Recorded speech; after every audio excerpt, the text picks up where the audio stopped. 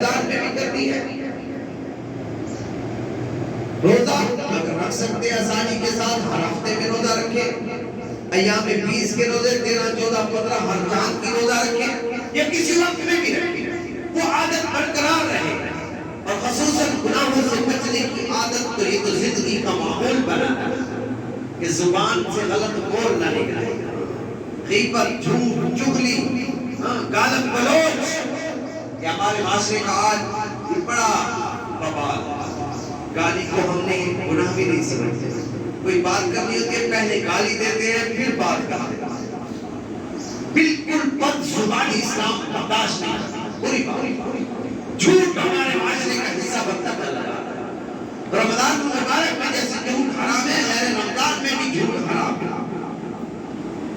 اس لیے رمضان المبارک جاتے ہوئے ہمیں یہی پیغام دے رہا ہے کہ ہم اپنی زندگیوں کو رمضان المبارک کی طرح بنا لیں، اور انشاءاللہ علماء نے لکھا ہے جس نے اپنے رمضان کو بہتر بنا لیا اللہ اس کی زندگی کو بہتر بنا دے گا، جس کے معاملات رمضان المبارک میں ٹھیک رہے اللہ غیر رمضان میں بھی اس کے معاملات کو ٹھیک رکھے، جب ٹریننگ ٹھیک کی ہے آگے زندگی بھی ٹھیک گزرے گی، اگر اس میں کمی ہے پھر آگے زندگی میں بھی کمیاں ہوں گی، اس لیے رمضان المبارک کی قدر کر لے، جو لمحات باقی ہیں ان میں اپنے رب کو راضی کر لے، کوشش کرے کہ رب سے مانگ لے، جو مانگنا چاہتے ہیں ہم مانگ لیں، ابھی وقت ہے، وقت گزر گیا، آج رات تک ہمارے پاس موقع ہے کہ ہم رمضان المبارک کی گھڑیوں سے فائدہ حاصل کر لیں، کمیاں ہو گئی توبہ کر لیں، کوتاہیاں ہو گئی اللہ سے معافی مانگ لیں، آئندہ نہ کرنے کا عزم کر لیں، توبہ اسی چیز کا نام ہے، شرمندگی ہو فی الحال گناہ چھوڑ دیں، آئندہ نہ کرنے کا عزم، بس یہی توبہ ہے، کوئی لمبی چوڑی چیزیں نہیں ہیں، جس گناہ کی عادت ہے اس کو چھوڑنے کی عادت آج سے رمضان میں تہیہ کر لے، اللہ اس کو آگے پایہ تکمیل تک پہنچا دے گا، تو رمضان المبارک جاتے ہوئے ہمیں پیغام دے رہا ہے رب سے صلح اب تک نہیں کی اب صلح کر لیں، صبح کا بھولا شام کو آ جائے اسے بھولا نہیں۔ حضرت موسیٰ علیہ السلام کے زمانے میں ایک شخص گناہگار تھا، کافی گناہ، اور قسمت کا کرنا ایسے ہوا کہ علاقے والے بھی تنگ تھے، اس سے اتنے تنگ تھے کہ اس آدمی کو علاقے سے بھی بدر کر دیا، نکال دیا، جاؤ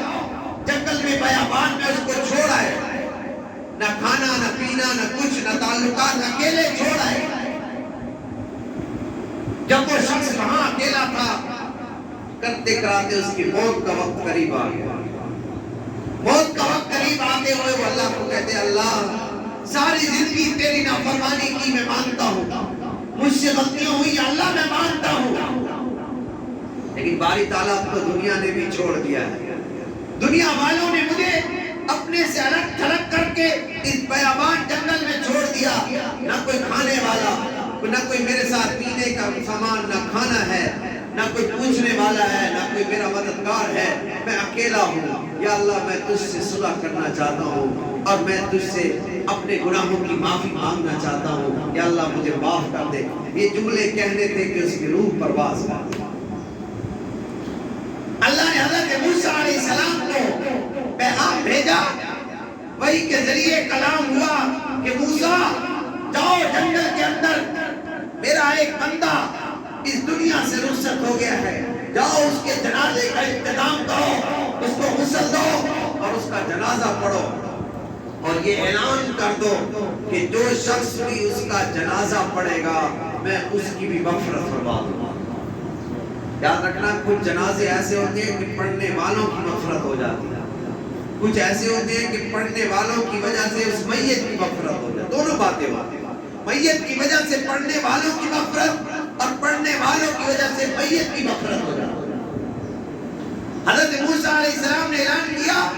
کہ وہاں ایک بندہ ہے، اس کا جو بھی جنازہ پڑھے گا اس کے لیے مغفرت ہے،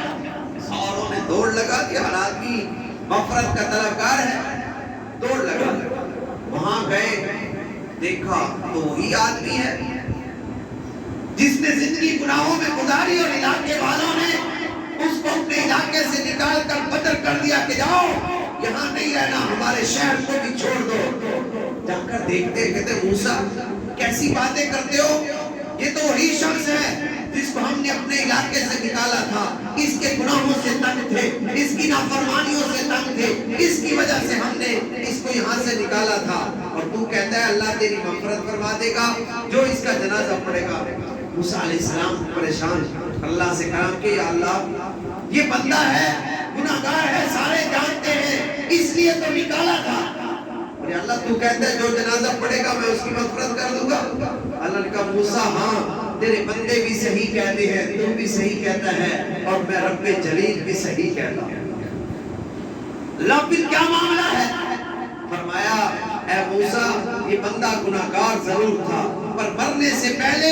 اس نے توبہ کر لی، نافرمانی سے توبہ کر کے میرے نافرمانوں میں سے فرما برداروں میں شامل ہو گیا، اور اس نے مجھ سے صلح کر لی ہے، اور میں نے اس کی صلح اتنی قبول کی ہے، اس کی توبہ اتنی مجھے پسند آئی ہے۔ فرمایا میں نے کہا جو اس کا جنازہ پڑے گا اس کی وجہ سے میں اس کی بھی مغفرت فرما دوں گا۔ اس لیے توبہ ایسی چیز ہے، رمضان المبارک کی ان مبارک گھڑیوں میں آج تک ہم نے رب سے صلح نہیں کی، آج تک راضی کرنے کی کوشش نہیں کی۔ آج کا یہ مبارک اجتماع رمضان المبارک کی اخیر گھڑیاں ہیں، جاتے جاتے ہمارا کام بن جائے، ہم کیا چاہتے ہیں؟ جاتے ہوئے اگر فہرست میں نام آ جائے یہ مغفرت والے ہیں، یہ بخشش والے ہیں، بس ہمارا کام بن جائے گا۔ یہی اصل چیز ہے کہ ہم رب کو راضی کر لیں، ہم رب سے صلح کر لیں۔ اس جمعۃ المبارک کے مبارک اجتماع کی برکت سے ہم رب کے ساتھ رب کو راضی کر لیں، قسم خدا کی دنیا خود بخود راضی ہو جائے گی، در در پر جانے کی ضرورت نہیں پڑے گی۔ ہم نے رب کو چھوڑا ہے، رب نے در در کے حوالے کیا ہے۔ ایک در پر آ جائیں، در در کی ٹھوکروں سے بچ جائیں گے، ایک رب کے در پر آ جائیں، غیر کے در پر جانے کی ضرورت نہیں رہے گی۔ اس کے جمعۃ المبارک اجتماع کی برکت سے آج ہم اپنے رب کو راضی کرنے کی کوشش کر لیں اور اس رب سے صلح کر لیں۔ کیا معلوم کہ پھر رمضان نصیب ہوتا ہے کہ نہیں ہوتا؟ کیا معلوم یہ گھڑیاں پھر ملتی ہیں کہ نہیں ملتی؟ کیا معلوم رب کی طرف سے یہ انعامات، ایسی مبارک دن، ایسا مبارک اجتماع، یہ جمعۃ الوداع اور رمضان المبارک کی مبارک گھڑیاں پھر نصیب ہوتی ہے کہ نہیں ہوتی؟ اللہ رب العزت اس سمیت ہر ایک کی مغفرت فرمائے، ہر ایک کی بخشش فرمائے، جو روزے رکھے اللہ اپنی بارگاہ میں قبول فرمائے، جو تراویح پڑھی اللہ قبول فرمائے، جو کمیاں رہ گئی ان کو اللہ دور کرنے کی توفیق عطا فرمائے، اور اللہ رب العزت یہ ماہ مبارک پوری امت کے لیے عذاب جہنم سے چھٹکارے کا ذریعہ بنائے۔ وآخر دعوانا ان الحمد للہ۔